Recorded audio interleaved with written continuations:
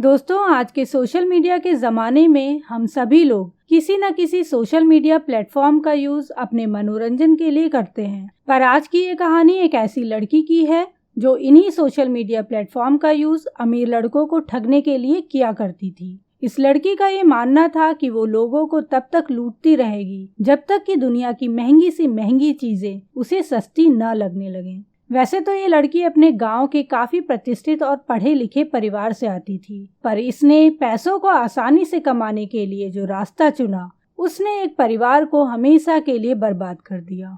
अब दोस्तों, ये लड़की कौन थी और ऑनलाइन लड़कों को कैसे ठगा करती थी, वो हम आपको आगे की कहानी में डिटेल में बताएंगे। पर उससे पहले अगर आपको ऐसी इंटरेस्टिंग क्राइम स्टोरी सुनना पसंद है तो हमारे इस चैनल को सब्सक्राइब कर लें और सब्सक्राइब बटन के बगल में बनी घंटी को दबाना ना भूलें। तो चलिए दोस्तों, कहानी शुरू करते हैं। इस कहानी की शुरुआत होती है दुष्यंत शर्मा नाम के इस लड़के से। दुष्यंत शर्मा के परिवार में माँ बाप के अलावा उसकी बीवी और एक 1.5 साल का बच्चा भी था। भरा पूरा परिवार था और नौकरी भी अच्छी खासी थी, पर फिर भी उसे अपनी जिंदगी में कुछ न कुछ कमी महसूस होती थी। असल में दुष्यंत शर्मा को अपनी बीवी के अलावा दूसरी लड़कियों से दोस्ती करने में बहुत अच्छा लगता था। ऐसे में उसने लड़कियों से बात करने के लिए एक डेटिंग ऐप टिंडर पर अपनी प्रोफाइल बनाई और उसे ये पता था कि अगर वो खुद को हाई क्लास का दिखाएगा तो लड़कियां उसकी तरफ जल्दी दोस्ती का हाथ बढ़ाएंगी। इसलिए उसने टिंडर डेटिंग ऐप पर अपनी फेक प्रोफाइल बनाई। इस प्रोफाइल में उसने खुद का नाम विवान कोहली के साथ साथ एक अमीर खानदान का लड़का भी बताया। ऐसे तो वो एक साधारण मिडिल क्लास से आता था, पर उसने डेटिंग ऐप पर अपनी कुछ तस्वीरें ऐसी डाल रखी थी कि जिसे देखकर ये लगे कि वो काफी पैसे वाला है। पर उसे ये नहीं पता था कि एक दिन उसकी यही हाई क्लास प्रोफाइल उसके जान की दुश्मन बन जाएगी। असल में दोस्तों, हुआ यूं कि टिंडर ऐप पर उसकी मुलाकात एक लड़की से हुई जिसका नाम था प्रिया सेठ। दोनों की ऑनलाइन चैटिंग शुरू हो जाती है और फिर बातों ही बातों में उनका रिश्ता धीरे धीरे और गहरा होता चला जाता है। इस दौरान दोनों एक दूसरे से कई बार कॉफी पीने के बहाने से भी मिले, पर प्रिया सेठ को कभी ये पता ही नहीं चला कि जिस शख्स से वो मिल रही है क्या वो सच में विवान कोहली है या फिर कोई और। जहां एक तरफ दुष्यंत शर्मा विवान कोहली बनकर लड़कियों से दोस्ती करना और उनके साथ प्यार करना चाहता था, तो वहीं दूसरी तरफ प्रिया सिर्फ अमीर लड़कों को ही अपने प्यार के जाल में फंसाती थी ताकि उनसे एक अच्छी खासी रकम वसूल सके।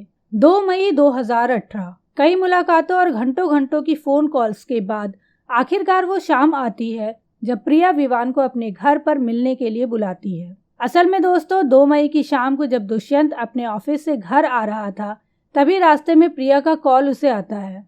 कॉल पर प्रिया उसे बताती है कि आज की रात वो उसके साथ बिताना चाहती है, जिसे सुनकर दुष्यंत बहुत खुश हो जाता है। उसे लगता है कि आज रात उसकी वो सारी हसरतें पूरी होने वाली हैं, जिसके लिए उसने ये फेक नाम और पहचान बनाई थी। वो अपने घर पहुंचता है और अपने पिता और वाइफ को बताता है कि ऑफिस के काम से उसे कहीं बाहर जाना है, जिसके बाद वो अपने पिता की ऑल्टो कार लेकर निकल पड़ता है प्रिया के घर की तरफ। दोस्तों, आप लोगों की जानकारी के लिए बता दूं कि प्रिया का घर जयपुर के गांधीनगर इलाके में पड़ता था, तो वहीं दुष्यंत शर्मा का घर जयपुर के शिवपुरी एक्सटेंशन इलाके में पड़ता था। आधे घंटे के अंदर ही दुष्यंत शर्मा प्रिया सेठ के घर पर पहुंच जाता है। दुष्यंत जब प्रिया के घर के अंदर पहुंचता है तो देखता है कि वहां प्रिया के अलावा और कोई नहीं है और ऊपर से प्रिया बहुत ही अच्छे तरीके से सजी सवरी है, तो उसे लगता है कि आज उसकी सारी तमन्नाएं पूरी होने वाली हैं। दोनों एक दूसरे के पास बैठते हैं और बातचीत करना शुरू करते हैं। इसी बातचीत के दौरान उनके बीच की दूरियां धीरे धीरे कम होने लगती हैं और फिर दोनों एक दूसरे की बाहों में खो जाते हैं। थोड़ी देर बाद जब इनके बीच फिजिकल रिलेशन बन जाता है, तब प्रिया विवान कोहली यानी कि दुष्यंत से बोलती है कि क्या वो उसे कुछ पैसे उधार दे सकता है। पहले तो दुष्यंत हाँ में हामी भर देता है, पर जब प्रिया उससे 10 लाख रुपयों की बात करती है तो दुष्यंत के होश उड़ जाते हैं।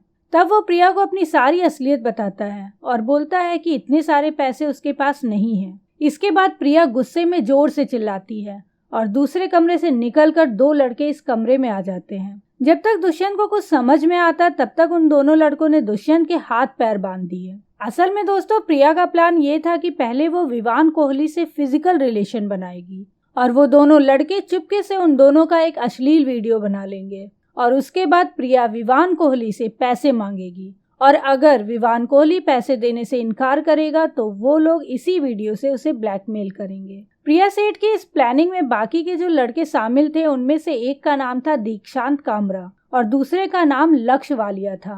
प्रिया ने प्लानिंग तो पूरी कर रखी थी, पर लड़का चुनने में वो धोखा खा गई थी। जहां अब तक प्रिया ने इसी प्लानिंग के तहत कई लड़कों से पैसे वसूले थे, तो वहीं इस बार उसके हाथ कुछ भी नहीं लग रहा था। इसी वजह से प्रिया बहुत गुस्से में आ जाती है और इसी गुस्से में आकर वो एक के बाद एक कई गलतियां करना शुरू कर देती है। पहले तो वो दुष्यंत को बोलती है कि अपने पिता को फोन करके 10 लाख रुपए अभी के अभी अपने अकाउंट में मंगाओ, नहीं तो हम तुम्हें जिंदा नहीं छोड़ेंगे। दुष्यंत प्रिया का ये रूप देखकर पूरी तरह से डर जाता है और अपने पिता को कॉल करके बताता है कि उसे कुछ लोगों ने किडनैप कर लिया है और अगर 10 लाख नहीं दिया तो जान से मार देंगे। इसके बाद प्रिया फोन ले लेती है और दुष्यंत के पिता को धमकी देती है कि अगर पुलिस के पास गए तो तुम्हारे बेटे को जान से मार दूंगी। दुष्यंत के पिता के पास 10 लाख नहीं थे, तो उन्होंने प्रिया को 3 लाख तुरंत ट्रांसफर करने की बात कही, जिस पर प्रिया ने उन्हें ढेर सारी गालियां दी। लेकिन अंतिम में जाकर 3 लाख पर उनकी बात तय हो जाती है, जिसके बाद दुष्यंत के पिता ने अगले दिन सुबह सुबह ही 3 लाख रुपए दुष्यंत के अकाउंट में ट्रांसफर कर दिया।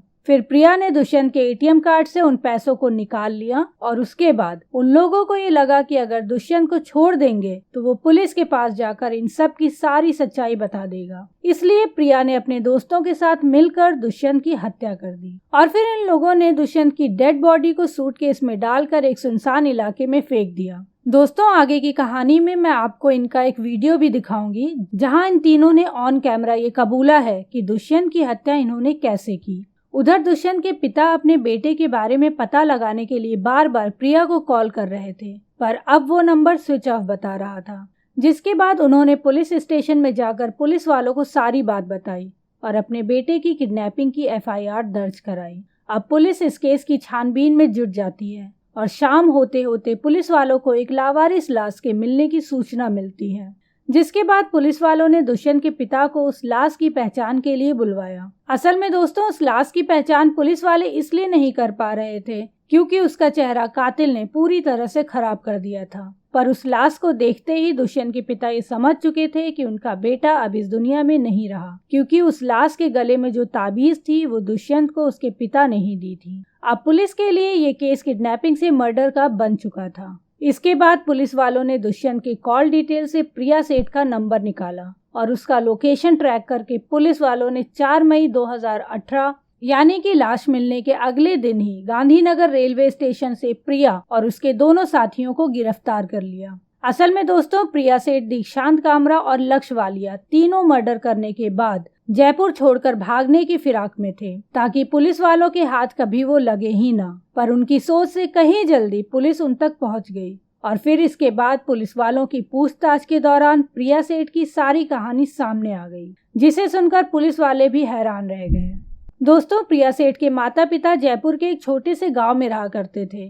प्रिया के माता पिता गाँव के एक स्कूल में टीचर थे, जिसकी वजह से गांव में उनका बहुत मान सम्मान था और प्रिया भी बचपन से ही पढ़ाई में बहुत तेज थी। 12वीं में उसने 85% मार्क्स लाए थे, जिसके बाद उसके पिता ने उसकी आगे की पढ़ाई के लिए उसे जयपुर शहर में अपने एक रिश्तेदार के घर भेज दिया। गांव से निकलकर शहर की ये जिंदगी प्रिया को बहुत अच्छी लगने लगी थी। धीरे धीरे उसकी ख्वाहिशें बढ़ने लगी और उसके माँ बाप जो पैसे उसे भेजते थे उससे उसकी ख्वाहिशें पूरी नहीं हो पा रही थी, जिसकी वजह से प्रिया ने पार्ट टाइम जॉब करने की सोची।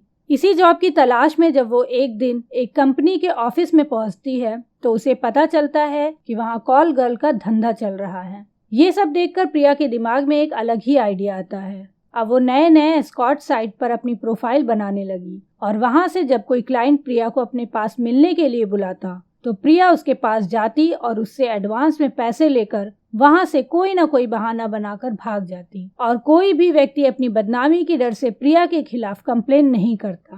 प्रिया सेठ ने अपने एक इंटरव्यू में ये बात बताई भी है कि इस तरह से उसने करीब 1000 से ज्यादा आदमियों को लूटा है और वो इसे बहुत अच्छा काम मानती थी। उसे अभी भी लगता है कि उसने समाज सुधार का काम किया है। ऐसे ही उसने लोगों से करीब 1 करोड़ से ज्यादा पैसे लूटे थे। इसके बाद धीरे धीरे उसने ब्लैकमेलिंग का काम करना शुरू कर दिया। वो पैसे वाले लोगों को ऑनलाइन डेटिंग ऐप के थ्रू अपने हुस्न के जाल में फंसाती थी और फिर उनका एक अश्लील वीडियो बनाकर उन्हें ब्लैकमेल करती थी। ऐसे ही एक ऑनलाइन साइट के थ्रू प्रिया सेठ की दोस्ती दीक्षांत कामरा से हुई और फिर धीरे धीरे दोनों को एक दूसरे से प्यार हो गया। दीक्षांत कामरा मुंबई में एक स्ट्रगलिंग एक्टर था और उसने अपने एक प्रोजेक्ट के लिए कुछ लोगों से 10 लाख रुपए उधार लिए थे, पर उसका वो प्रोजेक्ट चला नहीं और सारे पैसे डूब गए। जब पैसा मांगने वालों का दबाव ज्यादा बढ़ने लगा तब दीक्षांत कामरा मुंबई से जयपुर प्रिया के पास चला आया और प्रिया के साथ उसके घर में ही रहने लगा। जब दीक्षांत कामरा ने प्रिया को अपने ऊपर 10 लाख रुपए के कर्ज के बारे में बताया तब प्रिया ने दीक्षांत कामरा के साथ मिलकर ये प्लान बनाया कि पहले किसी अमीर इंसान को प्रिया अपने हुस्न के जाल में फंसाएगी और फिर उसका अश्लील वीडियो बनाकर उससे 10 लाख की वसूली करेंगे। इस प्लान में दीक्षांत कामरा ने अपने एक दोस्त को भी शामिल कर लिया जिसका नाम लक्ष्य वालिया था। फिर प्रिया ने इसी प्लान के तहत विवान कोहली यानी कि दुष्यंत शर्मा से टिंडर ऐप पे दोस्ती की। जहां अब तक प्रिया ने हमेशा अमीर लड़कों को ही फंसाया था, वहीं अब प्रिया के चुंगल में एक मिडिल क्लास लड़का फंस चुका था और फिर आगे जो कुछ भी हुआ उससे दुष्यंत शर्मा का परिवार हमेशा के लिए बिखर गया। अब दोस्तों मैं यहाँ आप सबको एक वीडियो दिखाना चाहती हूँ जहाँ इन तीनों ने ये बताया है कि इन्होंने दुष्यंत को कैसे मारा। कैसे मारा आपने दुष्यंत को? पहले उसका गला घोटा दीक्षांत ने, उसके बाद वो नहीं मरा तो फिर लक्ष्य आया, लक्ष्य ने उसका मुंह तकिए से दबाया, फिर भी नहीं मरा, वो बेहोश हो गया। उसके बाद फिर दीक्षांत ने मुझसे चाकू मंगाया, मैंने उसे चाकू ला के दिया और दीक्षांत ने उसका गला काट दिया चाकू से। एग्री किया चलो कर लेते हैं, कौन सा मतलब मारेंगे उसे, छोड़ देंगे अगले दिन शाम को 4 बजे तक। तो हमने हाँ भर दी। उसके बाद मैंने उसको थोड़ा हमने टॉर्चर किया, जो भी ये बयान के अंदर मैंने लिखा बोला है अपने। एट द एंड मैम उसने उसका मर्डर कर दिया। सारी प्लानिंग इनकी थी, जो पहले इन्होंने वार किया है चाकू से वो भी इन्होंने की, लास्ट तक भी इन्होंने ही मारा। मैं इसी बयान पे हूँ, इसी बयान पे खड़ा रहूँगा। प्लानिंग प्रिया की थी कि दीक्षांत की थी? 70% प्रिया की थी, 30% दीक्षांत की। प्रिया की पूरी प्लानिंग थी। प्रिया ने पहले दीक्षांत को यही बताया था वे अपने सिर्फ उसको डराएंगे, धमकाएंगे और छोड़ देंगे। सुबह उसको कहा भाई इसको मारना पड़ेगा नहीं तो तुम तीनों फंस जाओगे। जैसा कि आप लोगों ने वीडियो में देखा कि एक तरफ जहां प्रिया सेठ उन दोनों लड़कों पे यह आरोप लगा रही है कि उन दोनों लड़कों ने दुष्यंत शर्मा को मारा है, तो वहीं वो दोनों लड़के ये बोल रहे हैं कि प्रिया ने चाकू से दुष्यंत शर्मा को मारा। अब सच्चाई क्या है ये तो कोर्ट में ही साबित होगा, पर एक बात तो साफ है कि दुष्यंत शर्मा को इन तीनों ने मिलकर मारा है। बाकी आप सब दोस्तों की क्या राय है हमें कमेंट में लिखकर जरूर बताएं, और अगर आपको ये कहानी पसंद आई हो तो हमारे इस वीडियो को लाइक करना ना भूलें।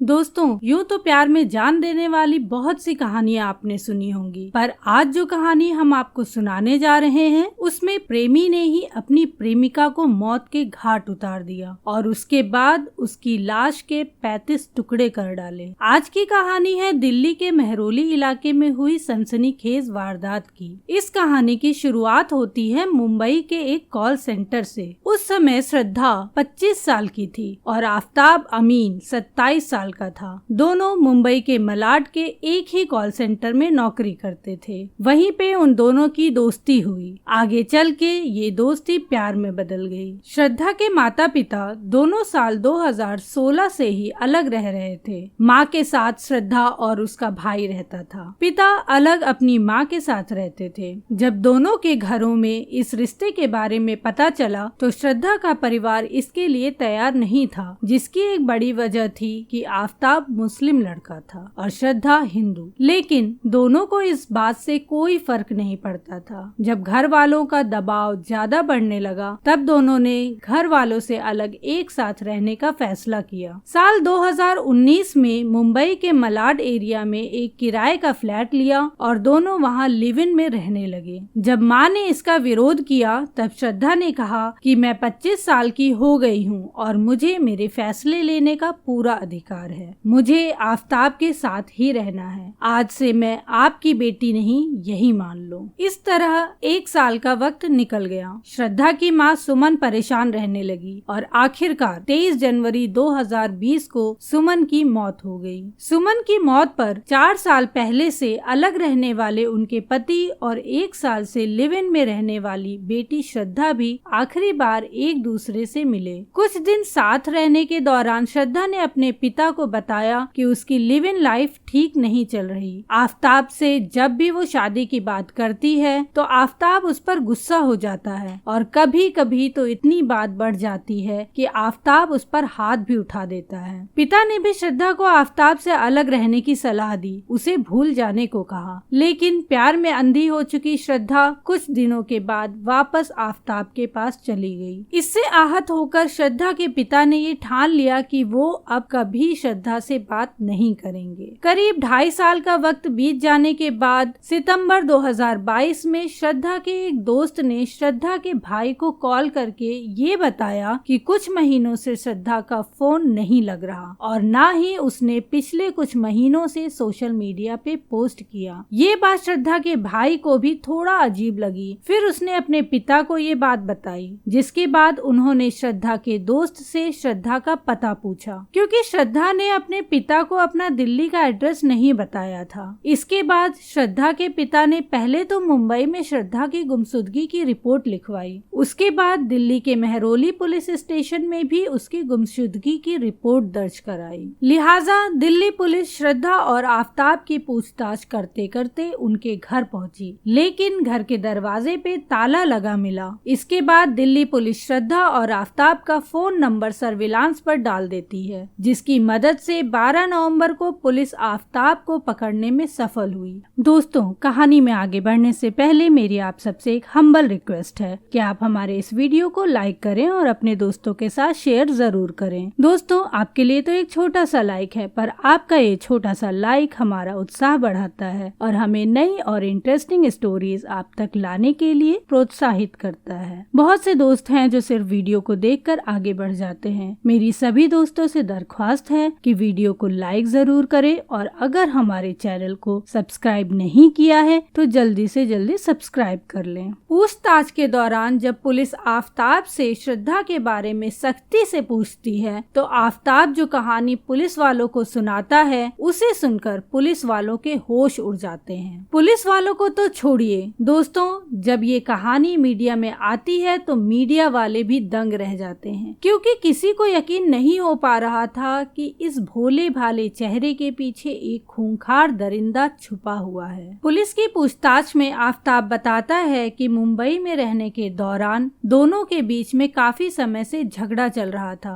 दोनों को एक दूसरे पर शक होने लगा था। आफताब को लगता था कि श्रद्धा किसी को पसंद करने लगी है, तो वहीं श्रद्धा को भी लगता था कि आफताब भी किसी को पसंद करता है। इनके बीच का ये झगड़ा तब ज्यादा बढ़ जाता था जब श्रद्धा आफताब से शादी की बात करती थी, क्योंकि कहीं ना कहीं आफताब श्रद्धा से शादी करने के लिए तैयार नहीं था। आपस में हो रहे इन झगड़ों से परेशान होकर श्रद्धा और आफताब ने हिल स्टेशन घूमने का प्लान बनाया। मार्च अप्रैल महीने के दौरान श्रद्धा और आफताब हिमाचल प्रदेश की सुनहरी पहाड़ियों पे घूम रहे थे। इसी दौरान आफताब की मुलाकात एक शख्स से हुई। ये व्यक्ति दिल्ली के छतरपुर इलाके का रहने वाला था। इस शख्स ने आफताब को दिल्ली में रहने की सलाह दी। इसके बाद आफताब ने श्रद्धा के साथ दिल्ली में रहने का प्लान बनाया। आफताब आगे बताता है कि 8 मई 2022 को दोनों मुंबई से दिल्ली आए थे। दोनों कुछ दिनों तक आफताब के एक दोस्त के घर पे रुके थे। उसके बाद 15 मई 2022 आफताब ने दिल्ली के छतरपुर इलाके में किराए का एक फ्लैट लिया, जहां वो श्रद्धा के साथ लिव इन में रहने लगा। 18 मई की रात मतलब कमरा लेने के 3 दिन बाद दोनों के बीच फिर से शादी की बात को लेकर झगड़ा हुआ। इस दौरान दोनों के बीच में झगड़ा इतना बढ़ गया कि श्रद्धा जोर जोर से शोर मचाने लगी। गुस्से में आकर आफताब ने श्रद्धा को चुप करने के लिए उसका गला जोर से पकड़ लिया और तब तक पकड़े रहा जब तक कि श्रद्धा की सांसें टूट नहीं गई। जब तक आफताब का गुस्सा शांत हुआ तब तक श्रद्धा इस दुनिया को छोड़ चुकी थी।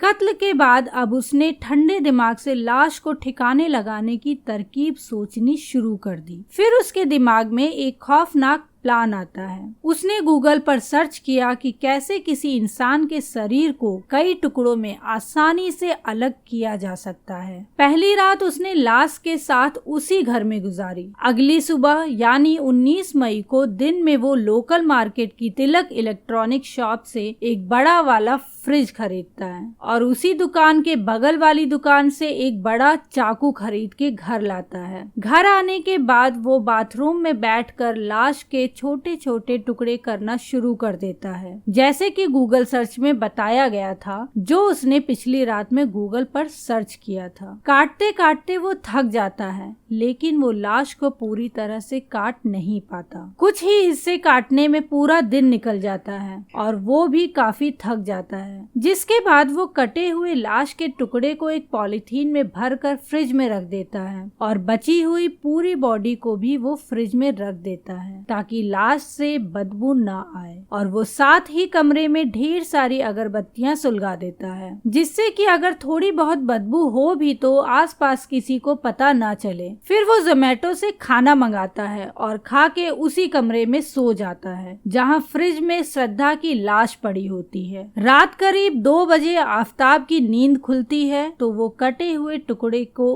अपने बैग में भरकर पास के जंगल में फेंक आता है। इस तरह से उसने 18 दिनों तक श्रद्धा की लाश के 35 टुकड़े किए और बैग में उन टुकड़ों को डालकर रोजाना रात में मेहरौली के जंगल के अलग अलग इलाकों में फेंकता रहा। दोस्तों, आज 15 नवंबर को जब मैं ये कहानी आप सबके लिए रिकॉर्ड कर रही हूँ, तब तक आफ्ताब की निशानदेही पर पुलिस ने श्रद्धा के लाश के कुछ टुकड़े मेहरौली के जंगल से रिकवर कर लिए हैं। चूँकि आफ्ताब ने 5 महीने पहले श्रद्धा के लाश के टुकड़ों को इस जंगल में फेंका था, इसलिए पुलिस को काफी मशक्कत करनी पड़ रही है उन टुकड़ों को खोजने में। अभी भी पुलिस की सर्च टीम उस जंगल में श्रद्धा के लाश के टुकड़ों को खोज रही है। दोस्तों, अगर श्रद्धा के पिता ने पुलिस में उसकी गुमशुदगी की रिपोर्ट न लिखवाई होती तो आफ्ताब कभी पकड़ा ही नहीं जाता। कुछ मीडिया रिपोर्ट्स की माने तो पुलिस को आफ्ताब के मोबाइल से पता चला है कि उसकी और भी कई गर्लफ्रेंड्स थीं। उनमें से एक को आफ्ताब ने इन 5 महीनों के दौरान अपने घर पे भी बुलाया था। पुलिस इस एंगल से भी पता लगा रही है कि इस पूरे मामले में कोई और शामिल तो नहीं है। अभी के लिए इतना ही। आगे इस केस में कोई नया मोड़ आएगा तो मैं आप सभी को उसके बारे में जरूर बताऊंगी। तब तक आप हमारे क्राइम एक्सप्रेस चैनल को सब्सक्राइब कर लें और बेल आइकन को दबाना ना भूलें। दोस्तों, आपको हमारा ये प्रयास कैसा लग रहा है हमें कमेंट करके जरूर बताएं और वीडियो पसंद आए तो वीडियो को लाइक जरूर करें। मिलते हैं नेक्स्ट स्टोरी में, तब तक के लिए bye bye and take care.